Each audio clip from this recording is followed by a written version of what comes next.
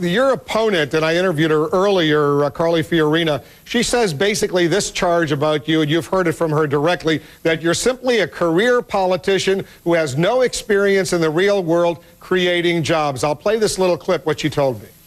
Sure. Where has Barbara Boxer been for the last 6 years, the last 12 years, the last 18 years, the last 28 years that she's been in Washington, D.C.? Where has she been? Where she's been is voting for more taxes, voting for more borrowing and spending. All right, your chance to respond to her. Well, she's just wrong on that. I voted for over $2 trillion of tax cuts. The largest one was in the stimulus bill. But I have to say, she talks about 12 years. Look, I was there in 1992, and I supported Bill Clinton. And we know that in that period of time, those budgets that I voted for and those economic policies created 23 million jobs, the best in modern history.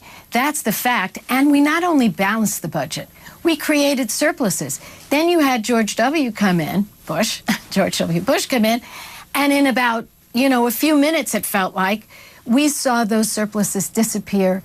We saw a horrible record of job creation, the worst since the Great Depression, only 1 million new jobs. And at the end of the Bush term, 700,000 jobs a month bleeding. So she's just wrong. And when you say, she Senator, acts as if I didn't get I got elected. Wolf, I got elected all those times. Well, and I'm hoping to get elected this time. But when you say you supported $2 trillion in tax cuts during the stimulus? Cuts. Yes, tax cuts? I have them. During my career. Oh, during your career. I thought you just said during the stimulus. Yes. When you said you supported $2 trillion. 1.2 trillion with a stimulus. There was a $1.2 trillion in tax cuts in the stimulus? There was a lot. Well, I will put it this way. Over time, that's what it will be when you figure all the tax cuts over time.